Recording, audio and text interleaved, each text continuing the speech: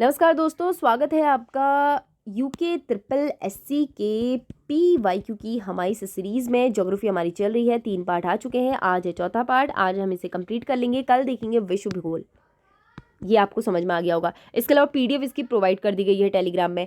400 प्रश्न हम कल कर चुके थे, आज देखेंगे 401 वाले प्रश्न से। आखिरी प्रश्न था कि गंगा को बांग्लादेश में क्या कहा जाता है, तो गंगा को बांग्लादेश में क्या कहा जाता है, पद्मा कहा जाता है। तो संसार का सबसे लंबा रेल मार्ग है, तो संसार का सबसे लंबा रेल मार्ग क्या है, ट्रांस साइबेरियन रेलवे, और ये कहाँ है, ये है रूस में।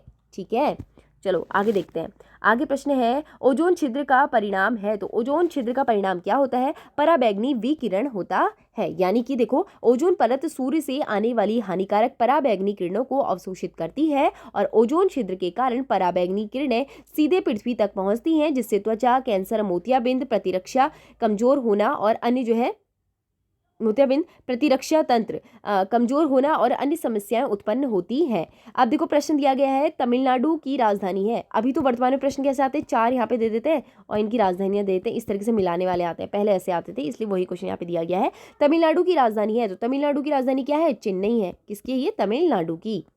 हालांकि ना इसमें कुछ बीच बीच में जो है उत्तराखंड के क्वेश्चन भी डाल दिए हैं, पर कोई बात नहीं, हमें तो क्वेश्चन सॉल्व करने से है। वो ये नंदा राज्यत को डैश अंतराल में मनाया जाता है, तो 12 वर्ष के अंतराल में इसे मनाया जाता है। टीचरी माई का वास्तविक नाम क्या है, देखो टीचरी माई का वैसे वास्तविक नाम है दीपा देवी, है ना।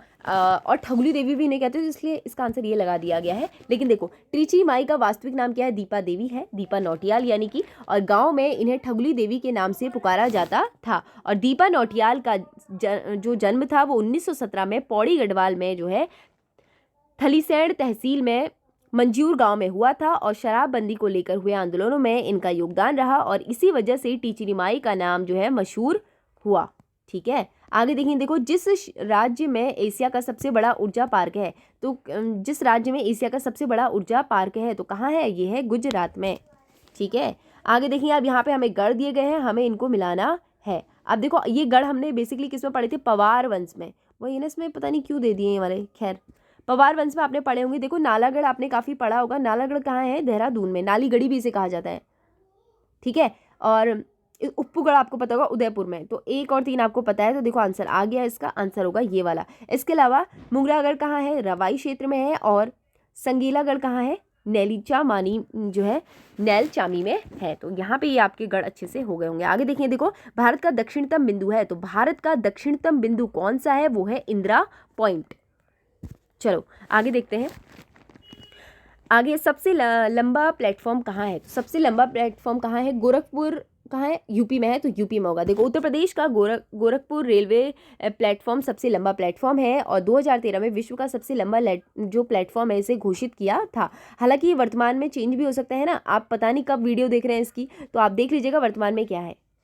इसके अलावा अभी 2014 के हिसाब से तो यही है। ठीक है, और जो है गोरखपुर रेलवे प्लेटफॉर्म की लंबाई कितनी है, 1355.4 1355.4 मीटर है। सिलिकॉन वैली किसे कहा जाता है, तो बेंगलोर को सिलिकॉन वैली कहा जाता है। भारत में विद्युत आपूर्ति सबसे पहले कहाँ हुई थी, दार्जिलिंग में, और दार्जिलिंग कहाँ है, पश्चिम बंगाल में है ये। ठीक है, आगे देखेंगे, विश्व के किस क्षेत्र में जीवधारियों का घनत्व सबसे अधिक होता है, सबसे अधिक कहाँ होता है। देखो, पर्णपाती जहाँ होंगे प्रॉपर वहाँ नहीं होगा, पर्णपाती और जो सदाबहार वन होते हैं कहाँ होते हैं, उष्णकटिबंधीय वन में। तो यहाँ पर्णपाती भी होते हैं, और क्या होते हैं इसमें, उष्णकटिबंधीय में यहाँ सदाबहार भी होते हैं। सदाबहार, यहाँ दोनों प्रकार के वन पाए जाते हैं उष्णकटिबंधीय वन में। तो इसका आंसर क्या हो जाएगा, ये होगा, क्योंकि सवाना तो घास के मैदान होते हो नहीं सकता, घास स्थल हो नहीं सकता, पर्णपाती केवल में हो नहीं सकता।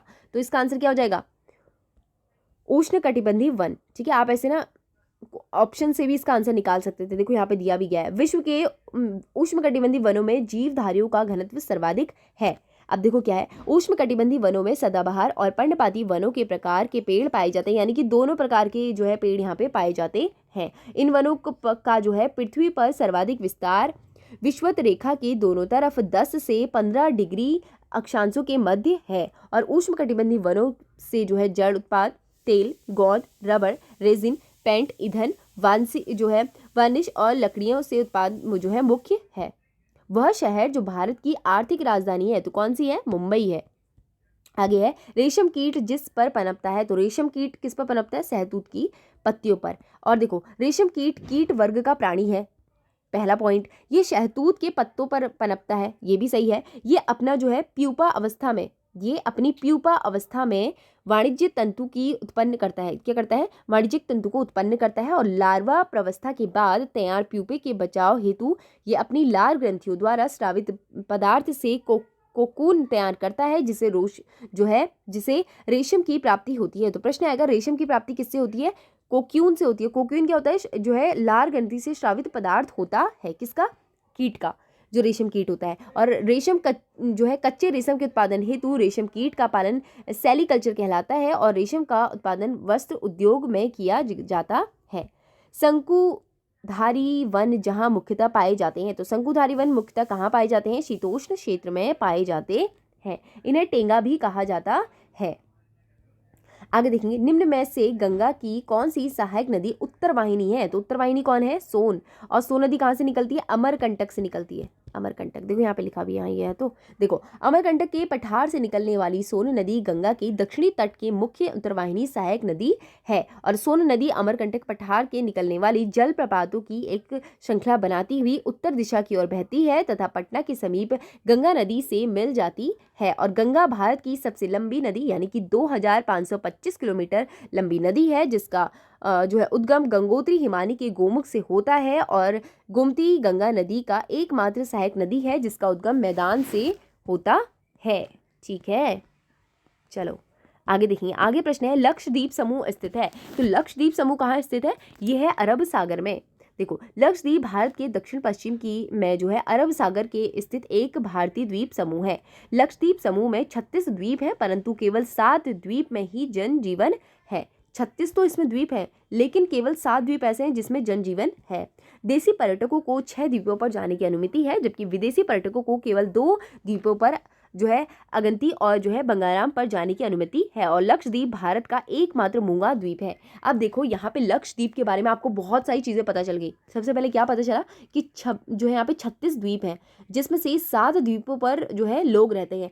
7 में से 6 द्वीप पर जाने के लिए जो भारतीय लोग हैं उन्हें जाने की अनुमति है। और इसी के साथ ही 2 द्वीप ऐसे हैं जिसमें जो है विदेशी लोग जो है उन्हें जाने की अनुमति है। आगे देखेंगे, भारत में जनसंख्या जो गणना हुई थी 2011 में, कौन सी वाली हुई थी? 15वीं राष्ट्रीय जनगणना हुई थी। ठीक है, और इसके अलावा देखो मुख्य पार्ट क्या है इसमें, जितना पढ़ते हैं उतना हमें याद रहता है, इसलिए देख लेते हैं एक बार। तो जनगणना 2011 में भारत की 15वीं राष्ट्रीय जनगणना स्वतंत्र भारत की 7वीं थी। वैसे 15वीं थी, लेकिन वैसे क्या थी? स्वतंत्र भारत की कौन सी थी? 7वीं थी। ठीक है, इसके साथ ही जनगणना 2011 का नारा था हमारी जनगणना हमारा भविष्य। भारत में जनगणना की शुरुआत ब्रिटिश शासन के दौरान जो है वायसराय लॉर्ड मेयो ने कब की थी? इसी के साथ ही जो पहली बार जो है ब्रिटिश शासन के दौरान वायसराय लॉर्ड के शासनकाल में हुई थी, कब हुई थी? देखो यहाँ पे 1972 लिखा है, ये 1872 होना चाहिए। ठीक है, मिसप्रिंट हो रखा है। तो 1872 में हुई थी, परंतु प्रथम विधिवत जनगणना 1881 में हुई। फिर ठीक है, किसके शासनकाल में? लॉर्ड रिपन के शासनकाल में। लॉर्ड रिपन के शासनकाल में। ठीक है, और यहाँ पे 1972 नहीं 1872 होगा। चलो आगे बढ़ेंगे। निम्नलिखित में से कौन से प्रदेश की सीमा उत्तर प्रदेश से लगती है? तो किस किस की उत्तर प्रदेश से सीमा लगती है बतानी है। देखो राजस्थान की लगती है, छत्तीसगढ़ की भी लगती है और झारखंड की भी लगती है। पंजाब की लगती है क्योंकि पंजाब तो ऊपर हो गया।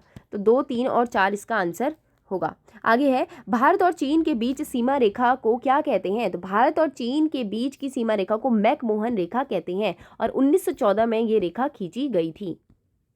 आगे देखेंगे, शिमला समझौते के तहत निम्न में से कौन सी नदी महाबलेश्वर के नज़दीक से निकलती है? तो कौन सी? कृष्णा नदी महाबलेश्वर के नज़दीक से निकलती है। कृष्णा नदी का उद्गम महाबलेश्वर के पास 1300 मीटर ऊंचाई से होता है और कृष्णा नदी 1400 किलोमीटर लंबी है। और कृष्णा नदी बंगाल की खाड़ी में गिरती है और कृष्णा नदी का प्रभाव क्षेत्र महाराष्ट्र, कर्नाटक, तेलंगाना और आंध्र प्रदेश है। आगे प्रश्न है, देखो कभी कभी झील में जो है वाटर ब्लूम्स का पाया जाना प्रदर्शित करता है। तो किसको प्रदर्शित करता है? ऑक्सीजन की कमी को। तो अगर जिस वाटर में वाटर ब्लूम्स है ना, तो इसका मतलब क्या होता है? वहाँ पे ऑक्सीजन की कमी है। देखो यहाँ पे दिया गया है, झील में वाटर ब्लूम्स झील में ऑक्सीजन की कमी को दर्शाते हैं। तो जिस झील में, जिस पानी में वाटर ब्लूम्स हैं, तो वो क्या दर्शाते हैं कि इसमें ऑक्सीजन की कमी है। और पानी की सतह पर शैवाल की अत्यधिक वृद्धि को शैवाल जो है प्रस्फुटन यानी कि वाटर जो है ब्लूम्स कहते हैं। और प्रदूषित जल में नाइट्रोजन और फास्फोरस में जमा होने के कारण जल की सतह पर शैवाल की अतिवृद्धि हो जाती है। आगे देखेंगे, दुलहस्ती पावर स्टेशन किस नदी पर जो है आधारित है? तो किस नदी पर है? चिनाब नदी पर है। आगे देखेंगे, अब यहाँ पे हमें फिर से वही राजधानी दी गई है, उनके प्रदेश हमें बताने। अब ना इस तरीके के प्रश्न आते हैं, पहले इकलौते प्रश्न आते थे इसकी राजधानी कहाँ है, और आते हैं, ऐसा नहीं कि नहीं आते, अभी कनिष्ठ में भी इस तरीके का प्रश्न पूछा गया था। अब देखो यहाँ पे किसकी राजधानी क्या है हमें बताना है। अब देखो छत्तीसगढ़ की क्या है? रायपुर। तो छत्तीसगढ़ की राजधानी है रायपुर। और झारखंड की क्या है? रांची। और चंडीगढ़ की चंडीगढ़ है। और हैदराबाद की, आंध्र प्रदेश की हैदराबाद। तो ये आंसर किसका हो जाएगा? इस वाले का, इसका फर्स्ट का सेकंड, तो आंसर ये वाला। ठीक है, ये तो आप लोगों को पता ही होगा, इजी टॉपिक्स हैं ये तो। आगे है, बहुत गहरा क्षितिज प्राय किस मृदा में पाया जाता है? देखो, जो चरणोजी मृदा होती है ना, इसमें पाया जाता है, तो चरणोजी मृदा में पाया जाता है।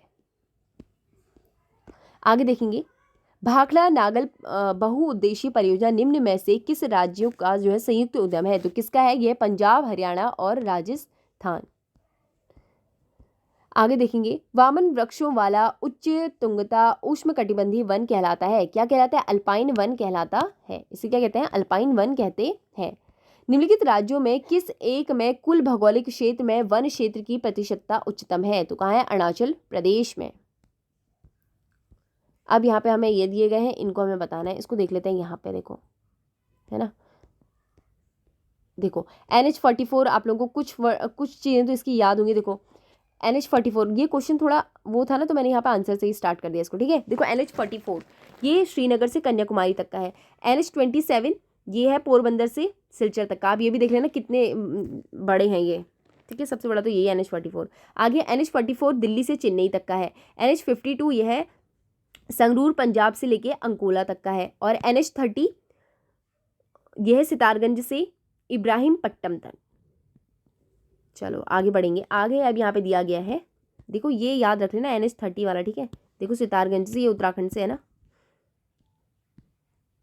इब्राहिमपट्टनम तक का, ये ध्यान में रखना। चलो आगे देखेंगे, निम्न नगरों का विचार कीजिए। 2011 की जनगणना के अनुसार हमें बताना है ऊपर जनसंख्या किसकी है। तो देखो सभी की है कि सब बड़े बड़े शहर हैं, आगरा, इंदौर, नासिक और बड़ोदरा। तो ये सभी 10 लाख से ऊपर की जनसंख्या वाले नगर बताने, तो सभी के हैं। ठीक है, आगे देखेंगे, किस नदी के तट पर काठमांडू नगर स्थित है? तो काठमांडू किस नदी के तट पर है? वो है बागमती नदी के तट पर स्थित है। काठमांडू क्या है? नेपाल की राजधानी है। वर्ष 2011 में जनगणना के अनुसार भारत के किस राज्य में महिलाओं की संख्या पुरुषों से अधिक है? तो कहाँ है? केरल में थी, तो केरल इसका आंसर हो जाएगा। चलो आगे देखते हैं, भारत में कॉफी का उत्पादन किस प्रदेश में सबसे अधिक होता है? तो सबसे अधिक कहाँ होता है? कर्नाटक में। कर्नाटक के बाद कहाँ होता है? केरल में, फिर तमिलनाडु में। भारत की समुद्री सीमा लंबाई कितनी है? तो भारत की समुद्री सीमा लंबाई कितनी है? 7516.6, लेकिन अभी ये बढ़ गई है। ठीक है, वर्तमान में जो नए आंकड़े आए हैं, देखो जो अभी ना वर्तमान में क्या है, जिस तरह से अभी ये हमारा मैप है, चलो मैं आपको दिखाती हूँ किस तरीके से बढ़ी है। ऐसा नहीं कि हमने हड़प लिया है, ऐसा नहीं है। देखो ये हमारा भारत है, ठीक है। पहले क्या होता था ना, एक यहाँ पे लंबी रेखा खींच गई थी और इससे हमने देखा था कि कितना है। लेकिन इस बार जो हुई है, जो गणना हुई है, वो कैसे हुई? इन ऐसे जो टेढ़े मेढ़े इन सबको गिना गया। पहले एक डंडी खींच जाती थी, फिर यहाँ से इधर तक देखा जाए, यहाँ से यहाँ तक कितना है, यहाँ से यहाँ तक। लेकिन अभी जो वर्तमान में आंकड़े आए ना, आई थिंक कब आए थे? अप्रैल तक आए थे। तो उसमें क्या उन्होंने हमें, उसमें मैंने देखा था कि उन्होंने ये बताया कि जिस तरह से ये टेढ़े मेढ़े जो रास्ते हैं, इनको ऐसे करके गिना गया है, तो कहीं ना कहीं ये बढ़ गया है टोटल। तो यही मैं आपको बताना चाह रही हूँ कि इसकी जो लंबाई है ना, ये बढ़ गई है। क्या पता है, अभी आयोग इस तरीके के प्रश्न पूछ सकता है ना।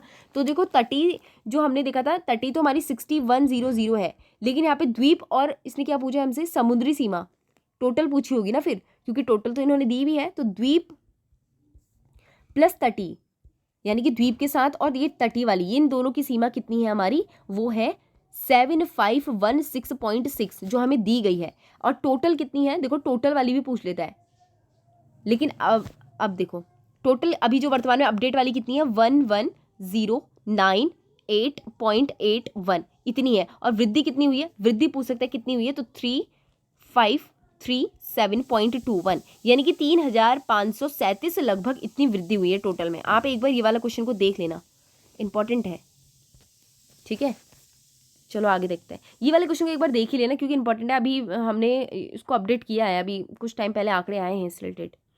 आगे देखेंगे, किस प्रदेश में मानसून सबसे पहले पहुंचता है? तो सबसे पहले मानसून कहाँ पहुंचता है? केरल में पहुंचता है।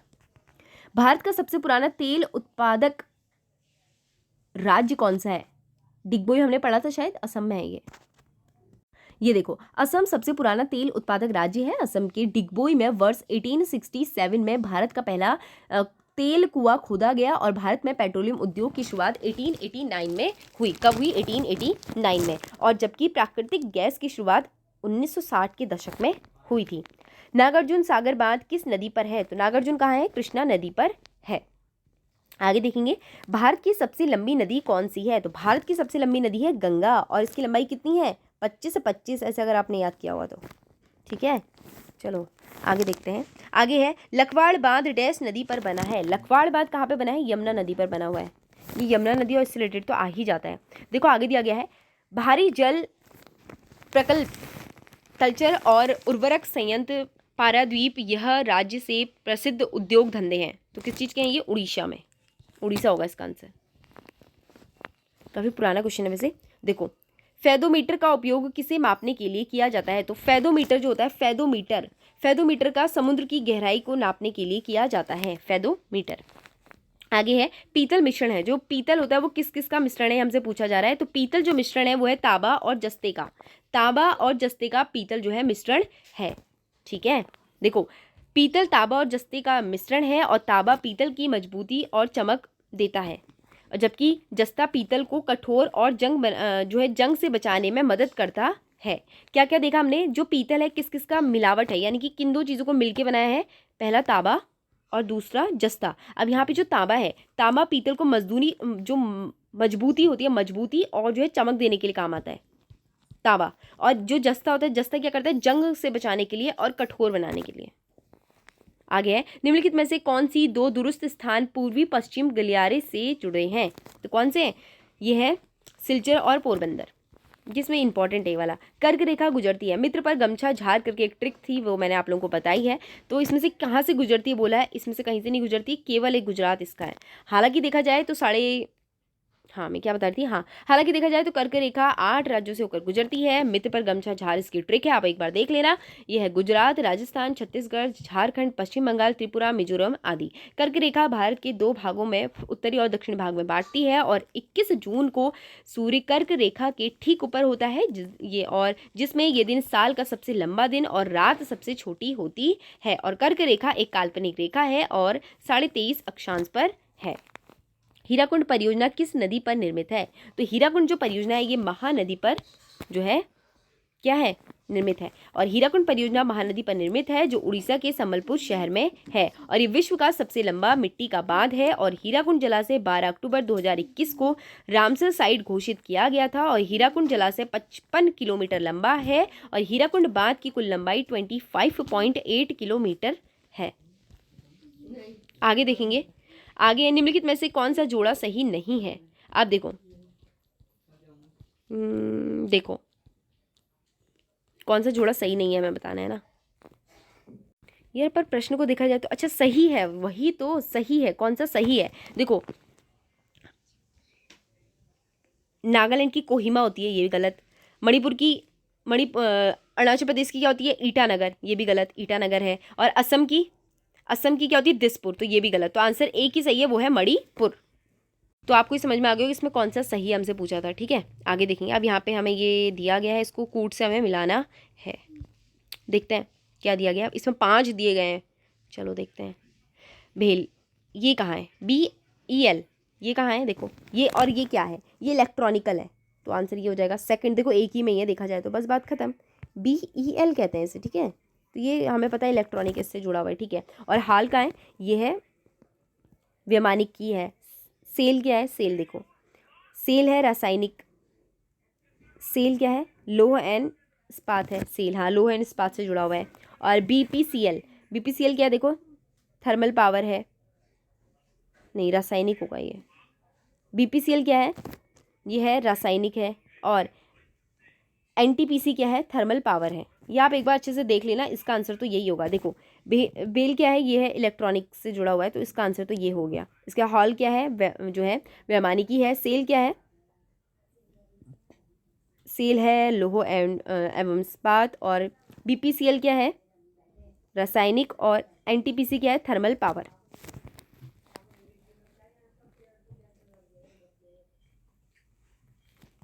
देखो आगे क्या है ना, आगे हमारा है यहाँ पे, देखो अब इसमें से हमें बताना है कौन सा सही है। तो बॉक्साइट, बॉक्साइट के लिए क्या है, बॉक्साइट के लिए है जमैका। और मैगजीन का क्या है, तो अगर देखा जाए तो थर्ड दो में हो गया, ये दो हमारे कट गए। एक सेकेंड, ये वाला कट गया हमारा, ठीक है। अब इसमें से हमें बताना है, ये तो थर्ड इसमें हो गया। मैग्नीज, मैग्नीज कहाँ होता है सबसे ज़्यादा, मैग्नीज, मैग्नीज कहाँ होता है, रूस में, रूस हो जाएगा। तो 4 एक ही में, इसका आंसर ये हो जाएगा, ठीक है। और अभ्रक भारत में होता है सबसे ज़्यादा। और टीन कहाँ होता है, देखो सबसे ज़्यादा जो टीन होता है वो मलेशिया में होता है, तो आंसर हो जाएगा डी वाला। विश्व ओजोन दिवस मनाया जाता है, तो विश्व ओजोन दिवस कब मनाया जाता है, ये मनाया जाता है 16 सितंबर को। भारत का प्रथम वन अधिनियम 1878 में स्थापित हुआ था, कहाँ हुआ था, ये हुआ था FRI देहरादून में। वन महाविद्यालय, माफ कीजिएगा, वन महाविद्यालय है, वन अधिनियम नहीं, वन महाविद्यालय। देखो यहाँ पे दिया गया है, भारत का पहला वन महाविद्यालय 1878 में देहरादून में FRI में स्थापित किया गया। इसकी स्थापना ब्रिटिश इंपीरियल फॉरेस्ट स्कूल के रूप में की गई, और डिस्ट्रिक्ट ब्रैंडिस नामक व्यक्ति ने इस महाविद्यालय की स्थापना की, और भारतीय वन सेवा की नींव इसी महाविद्यालय में रखी गई। और आज यह महाविद्यालय इंदिरा गांधी राष्ट्रीय वन एकेडमी जो है इग्नफा के नाम से जाना जाता है, और ये भारत में वन अधिकारियों को प्रशिक्षित करने के लिए एक मुख्य संस्थान है। आगे देखेंगे, निम्न नदियों में से कौन सी नदी गंगा की सहायक नदी नहीं है। आगे देखो, निम्न नदियों में से कौन सी नदी गंगा की सहायक नदी नहीं है, तो कौन सी नहीं है, चंबल सिंध बेतवा केन। चंबल सिंध बेतवा केन तो आपको पता ही होगा। इसके अलावा सोन, गोमती, यमुना, ये भी आपको पता होगा, लेकिन इंद्रावती नहीं है, तो आंसर हो जाएगा इंद्रावती, ठीक है। आगे है अलाखा मंडल स्थित, अलाखा मंडल कहाँ है, ये है देहरादून में।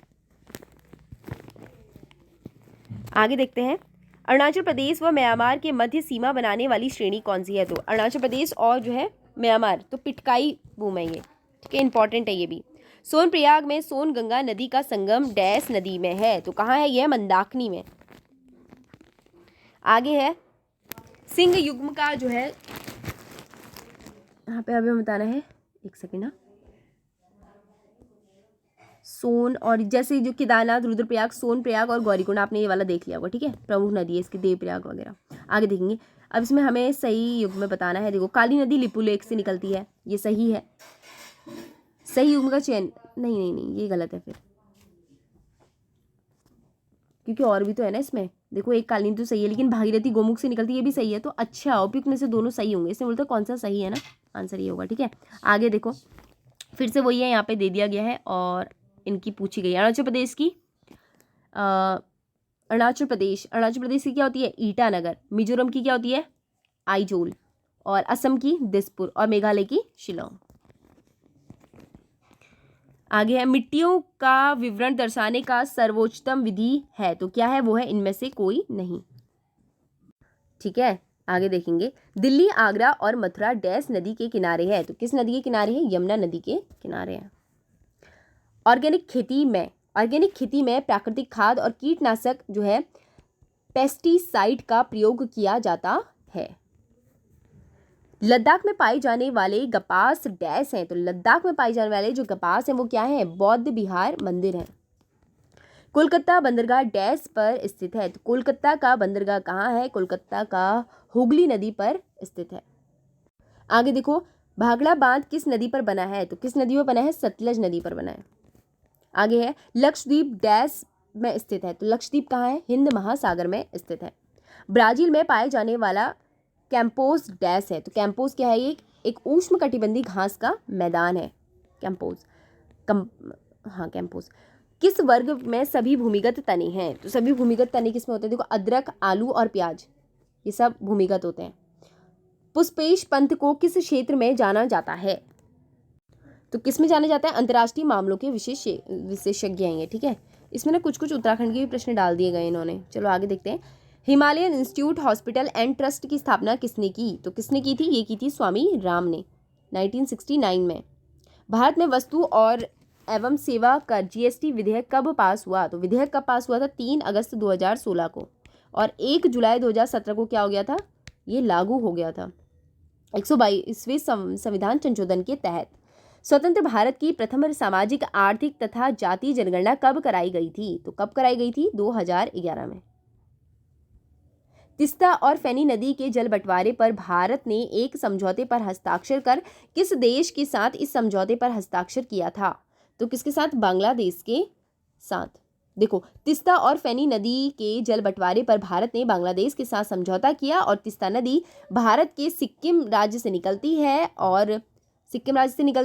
और बांग्लादेश में जाकर ब्रह्मपुत्र नदी से मिल जाती है, और फेनी नदी भी भारत और बांग्लादेश की सीमा से होकर बहती है। और इस समझौते का उद्देश्य दोनों देशों के बीच जल संसाधनों का न्याय संगत स्थायी उपयोग सुनिश्चित करना है। ठीक है, चलो आगे देखते हैं। आगे प्रश्न है, ग्लोबल वार्मिंग के लिए मुख्य रूप से जिम्मेदार गैस कौन सी है? तो कौन सी है? Carbon dioxide. निम्नलिखित में से कौन सी मिश्रित उर्वरक नहीं है? तो कौन सी नहीं है? एसएसपी नहीं है। ठीक है। बटनिंग बीमारी किस फसल से संबंधित है? तो किस फसल से है? फूल गोभी से बटनिंग बीमारी। ठीक है। धान के खेतों में मिट्टी की उर्वरता के सुधार किया जा सकता है? तो नील हरित शैवाल से। देखो, सामान्यतः क्ले का आकार होता है तो क्या होता है? 0.002 मिलीमीटर से अधिक जो है छोटा होता है, उससे भी छोटा। ठीक है, ये क्या होता है? मृतिका या क्ले कणों का आकार 0.002 जो है मिलीमीटर से कम होता है। कणों के आधार पर मिट्टी की भारतीय मानक मृदा वर्गीकरण ISSCS मिट्टी के कंकड़, उपालिका, बाजरी, रेत, जो गाद होती है या मृतिका से बांटा जाता है। अर्का हरित किस्म है? तो अर्का हरित किस्म किस चीज की है? करेले की। किस भारतीय कृषि वैज्ञानिक सैलाइन एल्केलाइन मृदा के सुधारने का कार्य किया? तो किसने किया था? डॉक्टर SS बेंस ने। कुछ तो थोड़े से एडवांस ही हो गए इसमें। गन्ने में जो है खरपतवार नियंत्रण के लिए सामान्यतः शाकनाशी इस्तेमाल किया जाता है। शाकनाशी किस चीज़ के लिए उपयुक्त? सभी सेवेनिस के लिए भी, एलाक्लोर के लिए भी, एंट्रोजिन के लिए भी। चावल के पुष्पक्रम को कहते हैं? तो चावल के पुष्पक्रम को क्या कहते हैं? पेनिकल कहते हैं। जौ का वास्तविक नाम क्या है? देखो, हॉर्डियर वल्गारे। तो हॉर्डियल वल्गारे क्या है? जौ का वास्तविक नाम है। देखो, वह निश्चित क्षेत्र में एक निश्चित समय में अलग अलग ऊंचाइयों की फसलों को जाना जाता है। तो किस नाम से जाना जाता है? बहुमंजिली खेती के रूप से जाना जाता है। किस उत्पादन के लिए भूमि की आवश्यकता नहीं पड़ती है? तो किसके लिए? मशरूम के लिए। आगे है, पौधे की वृद्धि के लिए सर्वोत्तम मृदा है? तो पौधे की वृद्धि के लिए सर्वोत्तम मृदा क्या है? दोमट मृदा। केले के, इसमें ना केले वाला क्वेश्चन कौन सा है? एक, जबकि हमने एक ऊपर भी पढ़ा है। ठीक है, केले में लगने वाला पनामा रोग, केले में लगने वाले जो है पनामा रोग का कारण है क्या है? फफूंद। ठीक है, आगे है, अत्यधिक चरण का जो है परिणाम है। अत्यधिक चरण का परिणाम क्या है? मृदा अपरदन। मृदा अपरदन जो होता है, मृदा अपरदन। मृदा रहित खेती को कहते हैं। मृदा रहित खेती को क्या कहते हैं? उसे कहते हैं हाइड्रोपानिक्स। आगे प्रश्न है, देखो, पूसा विश्वास किसमें है? तो पूसा विश्वास किसकी किस्म है? कद्दू की। ठीक है, किसकी है? कद्दू की। निम्न में से कौन से युग में सम्मिलित नहीं है? छिबरो जल विद्युत परियोजना टॉस नदी पर है, ये सही है। मरेली भारी जल विद्युत परियोजना भागीरथी नदी पर है, बिल्कुल सही है। व्यासी जल विद्युत परियोजना नहीं, व्यासी जल विद्युत परियोजना किस में है? देहरादून में है ना। ये तो देहरादून लोहारी नदी पर है, ये लोहारी नदी पर है, तो ये इसका गलत हो जाएगा। लखवाड़ कहाँ है? यमुना नदी पर है, बिल्कुल सही। सर्दियों के आरंभ में तमिलनाडु के तटीय प्रदेशों में वर्षा किस कारण होती है? ये होती है उत्तर पूर्वी मानसून के कारण। आगे प्रश्न देखो, भारत में राष्ट्रीय बाढ़ आयोग का गठन किया गया, तो कब किया गया? 1976 में। किस नदी पर उत्यासु जल विद्युत परियोजना स्थित है? तो किस नदी पर है? अलकनंदा पर। कुछ कुछ ना इसमें उत्तराखंड के भी डाल दिए हैं। अंडमान निकोबार और लक्षद्वीप समूह समेत भारत की संपूर्ण तट रेखा की लंबाई कितनी है? देखो द्वीप के साथ यहाँ पे पूछ ली है, तो द्वीप के साथ कितनी है? 7517 इतना किलोमीटर है, ठीक है। लेकिन अभी वर्तमान में बढ़ गई है, ध्यान में रखना। कितनी बढ़ गई है? वर्तमान में जो हो गई है, हो गई 11098.681 समथिंग, ये है, इतनी होगी वर्तमान में। और मैंने बताया आपको कैसे होगी। देखो ये हमारा प्यारा भारत है, ठीक है, यहाँ पर अंडमान निकोबार ये है। पहले क्या होता था, एक ऐसे रेखा खींच दी जाती थी, तब इन्हें गिना जाता था यहाँ से लेके यहाँ तक। लेकिन इस बार क्या हुआ, यहाँ ये टेढ़ा मेढ़ा जितना भी है सबको काउंट किया गया।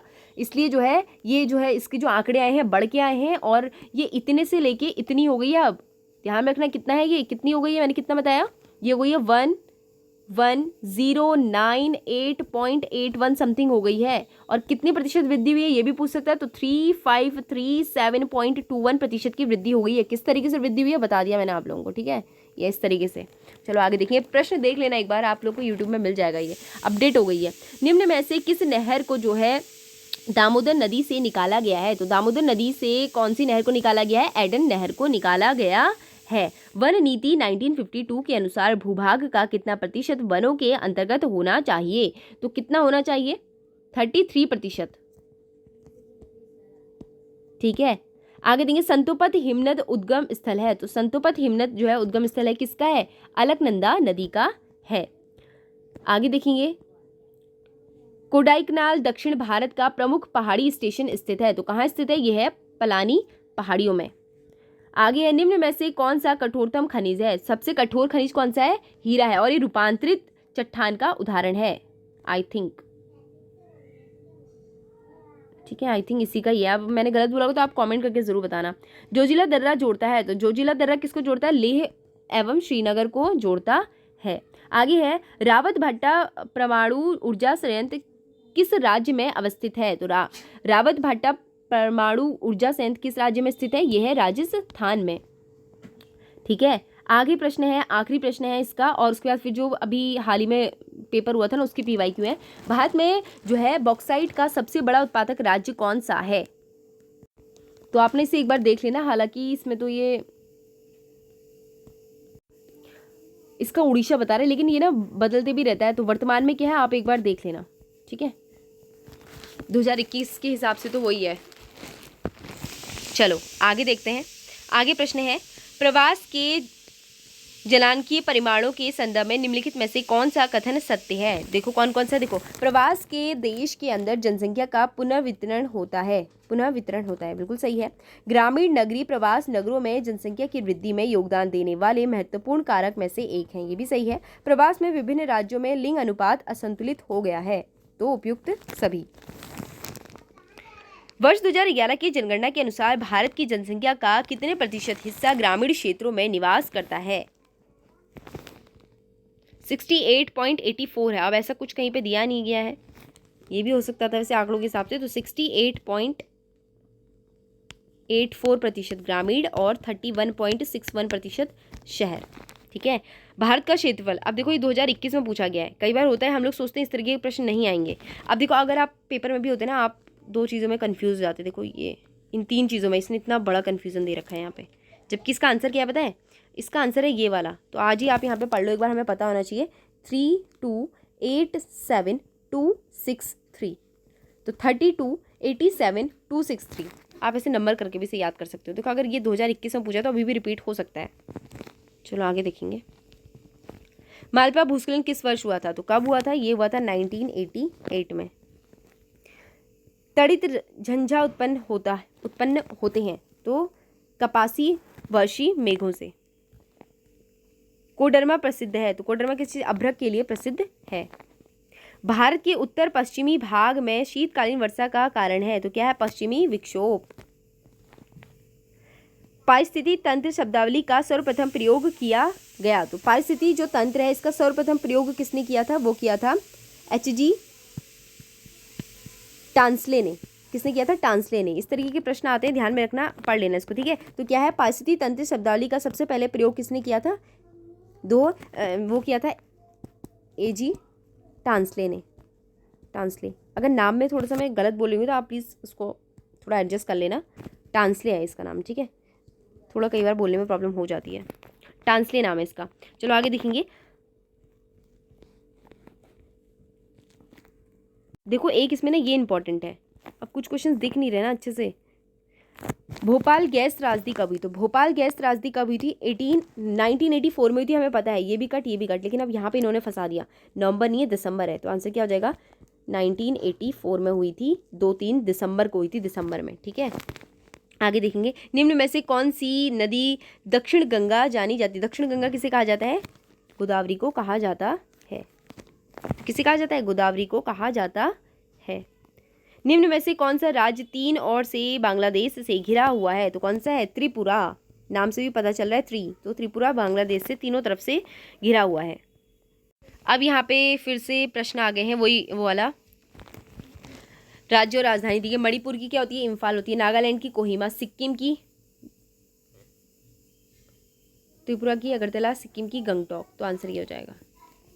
आगे देखेंगे, द्वैध शासन की समाप्ति, अच्छा ये तो अलग है, हाँ ये है, देखो जो है गुंबदनुमा पर्वतों के चारों तरफ विकसित अपवाह प्रतिरूप को कहते हैं, क्या कहते हैं? वलयाकार अपवाह प्रतिरूप, ठीक है। ये अभी कांस्टेबल जो पेपर था ना उसका, उत्तराखंड पुलिस का, वो वाले PYQ इसमें, ठीक है। ये ज्योग्राफी के PYQ हैं। पेनगंगा वेनगंगा सहायक नदी है, किसकी है? गोदावरी की। देखो पाक जल डमरू मध्य भारत और श्रीलंका को अलग करता है, बिल्कुल सही है। आगे, सभी पड़ोसी राज्यों के साथ भारत बांग्लादेश की सीमा सबसे लंबी है। सभी पड़ोसी, हाँ बिल्कुल सही। कितनी है? 4096 समथिंग। तो 1 और 2 दोनों सही हैं, इसका आंसर हो जाएगा सी वाला। आगे प्रश्न है, स्पैरो पॉइंट्स किस उद्योग के लिए विख्यात है? तो स्पैरो पॉइंट किस उद्योग के लिए विख्यात है? इस्पात निर्माण और जलायन निर्माण उद्योग के लिए। निम्नलिखित में से किस ग्रह में सर्वाधिक उपग्रह हैं? तो किस में है? शनि में है। हालांकि आयोग ने इसका आंसर ये भी दिया था, अभी इस पर क्लेम तो किया हुआ है, देखो। आगे देखेंगे, चूना पत्थर किस प्रकार की चट्टान है? तो चूना पत्थर कौन सी है? अवसादी चट्टान है। और प्राथमिक चट्टान कौन सी होती है? ये वाली आगेनी चट्टान। और प्राथमिक चट्टान कौन कौन सी होती है? इसका एग्जाम्पल देखो जो ये तो पहली चट्टान होती है, ये दूसरी होती है, फिर तीसरी आपने रूपांतरित देखी होगी, तीसरी वाली। अब देखो जो आगेनी चट्टानें होती है इसके अंतर्गत कौन कौन सी आती है? ग्रेनाइट आपने देखी होगी, ग्रेनाइट। और क्या आता है? ग्रेनाइट, बेसॉल्ट आता है, बेसॉल्ट है ना। ये सब किसके अंतर्गत आती हैं? ये आती हैं आगेनी चट्टानों के अंतर्गत। अब देखेंगे अवसादी, और ये लावा निर्मित होती हैं, ठीक है। लावा यानी कि जब लावा ठंडा हो जाता है, मैग्मा लावा जमा हो जाता है, उसे कहते हैं ये, ठीक है। आगे हम पढ़ेंगे, अब क्या पढ़ेंगे? अवसादी चट्टानें। तो अवसादी चट्टानें किसे कहा जाता है? जैसे हो गई पेट्रोल हो गए, पेट्रोल के अलावा क्या होता है? चूना पत्थर हो गया, ऐसे चूना पत्थर के बारे में ही हमसे पूछा, ठीक है। चूना पत्थर हो गया, बालू हो गई, है ना, पत्थर हो गए बड़े बड़े। और रूपांतरिक चट्टान, देखो जो रूपांतरिक चट्टान होते हैं ये क्या होते हैं? रूपांतरिक चट्टान होते हैं, डायमंड हो गया, डायमंड भी इसी के अंतर्गत आता है। ताजमहल में जो वो मार्बल यूज़ किया गया वो भी हो गया, ग्रेफाइट हो गया, ये सब किस में आता है? रूपांतरिक चट्टान में आता है। आगे, निम्नलिखित में से कौन सा एक खारे पानी की झील है? तो खारे पानी की झील कौन सी है? सांभर झील है। और सबसे वो कौन सी है? वो चिल्का भी एक, ठीक है, उड़ीसा में है चिल्का झील, ये भी इंपॉर्टेंट है। तो सांभर झील होगी है। कौन सा एक खारे पानी की झील है? तो सांभर जो है खारे पानी की झील है। आगे है ऑपरेशन फ्लड संबंधित है, तो किससे? दुग्ध उत्पादन से संबंधित है। आगे यहाँ पे देखो, यहाँ पे दिए गए हैं, और कौन सा किससे संबंधित है? देखो पतन नगर कौन सा है? पतन नगर यानी कि वही कौन सा इलाका होता है जो होता है बंदरगाह वाला, तो मुंबई, कोलकाता, चेन्नई होगा इसका आंसर। औद्योगिक नगर और ऐतिहासिक नगर कौन से हो गया? आगरा, जयपुर हो गया। और खनिज वाले जहाँ औद्योगिक न है, खनिज हो गए रावी वाला, है ना, तो ये हो जाएगा सिंहभूमपुर। और सिंह भूमि हो गई, क्योंझर, रीवा हो गया। और औद्योगिक नगर कौन से? भिलाई और राउल केला, तो बिल्कुल सही आंसर हो जाएगा ए वाला, ठीक है। आगे देखिए, अब यहाँ पे दिया गया, देखो आयन मंडल, समताप मंडल की निचली भूमि, नहीं ये गलत है, इसने कौन सा नहीं है बोला है। देखो अब मैं आपको बताती हूँ इसका कैसे है। सबसे पहले क्या होती है? शोभ मंडल, शोभ मंडल, उसके बाद आयन मंडल, उसके बाद मध्य मंडल, फिर ये समताप मंडल होगी, एक सेकेंड, हाँ, ये होती है शोभ मंडल, ये होती है समताप मंडल, ये होती है मध्य मंडल, और ये होती है आयन मंडल, और ये होती है बाह्य मंडल, ठीक है। और देखो जो शोभ मंडल होता है इसमें जो तूफानी चीज़ें होती हैं हम देखते हैं। आयन मंडल यहाँ पे ओजोन परत होती है ना, और मध्य मंडल, ओजोन, आयन मंडल और बाह्य मंडल, ये 5 तरीके की हैं, आप लोगों को पता होंगी। यहाँ पे इसने बोला है आयन मंडल जो है समताप मंडल की निचली है, जबकि ऐसा नहीं है। आयन मंडल कौन सी है? मध्य मंडल की ऊपरी वाली है, ठीक है, मध्य मंडल के ऊपरी वाली है और बाह्य मंडल के निचली वाली है। तो आंसर तभी इसका गलत है ये। निम्न में से किसने उत्पादन के लिए मयूरभंज प्रसिद्ध है? तो मयूरभंज जो है किसके उत्पादन के लिए प्रसिद्ध है ये पूछा है, तो कच्चे लोहे के लिए मयूरभंज जो है प्रसिद्ध है। ये ना जो अभी यूके के कांस्टेबल का जो एग्ज़ाम हुआ था उसके हैं ये क्वेश्चंस, ठीक है। Thank you and thank you so much. आज हमने ये कर लिया है, अब देखते हैं, एक काम करेंगे, विश्व भूगोल स्टार्ट करेंगे, एक वीडियो में उसको कंप्लीट करने की कोशिश करेंगे। Thank you and thank you so much. अगर आपकी कोई राय कमेंट बॉक्स में ज़रूर बताइएगा। कुछ क्वेश्चंस थोड़े कन्फ्यूजिंग थे, मुझे भी लगा उसमें कुछ क्वेश्चंस थे थोड़े से। अगर कोई क्वेश्चन में डाउट हो तो उसे कमेंट करके ज़रूर बताएगा। Thank you and thank you so much.